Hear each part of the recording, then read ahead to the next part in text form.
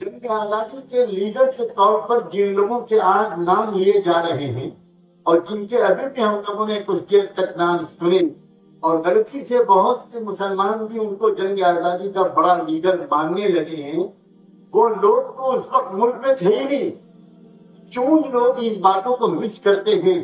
Mister Mohan کرم چند گاندھی وہ ساؤتھ افریقہ میں تھے، ساؤتھ افریقہ میں پریکٹس کر رہے تھے، انگریزوں کی وفاداری کا حلف اٹھا رہے تھے۔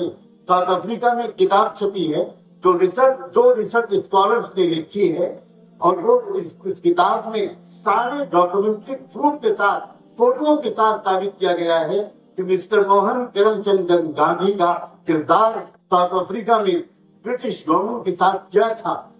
مسٹر پنڈت جواہر لال نہرو وہ آکسفورڈ یونیورسٹی میں تعلیم حاصل کر رہے تھے، آئرش نیشنلزم میں ریسرچ کر رہے تھے، یہ لوگ تو بھارت میں تھے ہی نہیں۔ کیوں یہ جہالت کب نکلے گی ہمارے ملک سے؟ علی برادران تحریک چلا رہے تھے خلافت کی، آزادی کی لڑائی محمد علی اور شوکت علی لڑا رہے تھے۔ مسٹر موہن کرم چند گاندھی ایک مسلمان تاجر کی لا فرم میں وہاں پر اس کے طرف سے کام کر رہے تھے، اور ایک مسلمان تاجر کی لا فرم میں ان کو واپس انڈیا آنے کا پیسہ خرچہ دیا تھا، مسلمان ان کو لایا تھا، اور یہاں آنے کے بعد علی برادران نے ان کے تعارف کے لیے ملک کا سفر کیا تھا۔ ان کو تو کوئی جانتا بھی نہیں تھا ملک کا۔ افسوس در افسوس، میں کس طرح کوئی درد کا اظہار کروں کہ اپنے گھر کی اصلی تاریخ سے واقف بندہ اس ملک میں ڈھونڈنے کے لیے نظر نہیں آئے۔ جھوٹے پروپیگنڈے اور ادھوری قسم کی باتوں پر سب ایمان لائے ہیں۔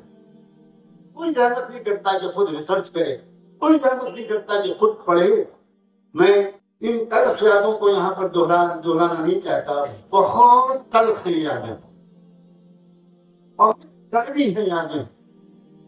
مسلمانوں کے بھولے پن میں اور کچھ اور لوگوں کی چالاکی نے ساری تحریک کو سبوتاژ کر لیا، ساری تحریک کو ہائی جیک کر لیا۔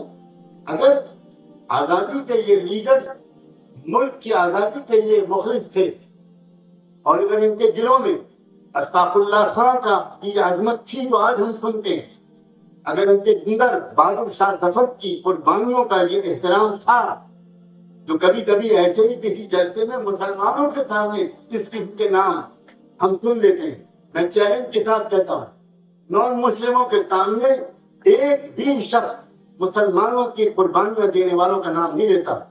مسلمانوں کو خوش کرنے کے لیے، مسلمانوں کو رشوت دینے کے لیے، مسلمانوں کو پولیٹیکلی بینکرپٹ بنا دینے کے لیے، مسلمانوں کے ووٹ لینے کے لیے، مسلمانوں کو مس گائیڈ کرنے کے لیے، اور مسلمانوں سے نعرے تکبیر لگوانے کے لیے، کیونکہ مسلمانوں سے بڑھ کر بھولی کوئی قوم اس آسمان کے نیچے موجود نہیں۔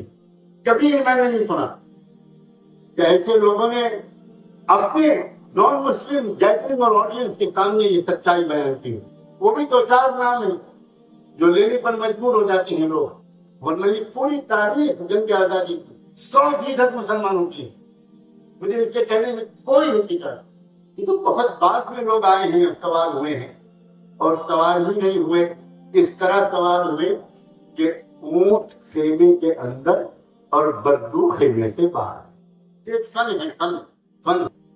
آپ کبھی کسی کو لفٹ دیں اور پھر وہ اسٹیئرنگ سنبھال کے آپ ہی کو گاڑی سے باہر نکال دیں اور گاڑی لے کے چمپت ہو جائے، فرار ہو جائے۔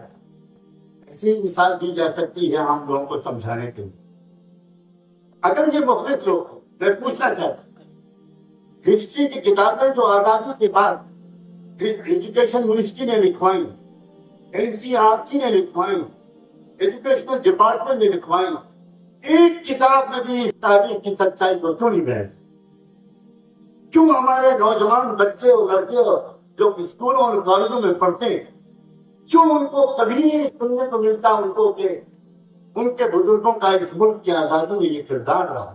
کیوں؟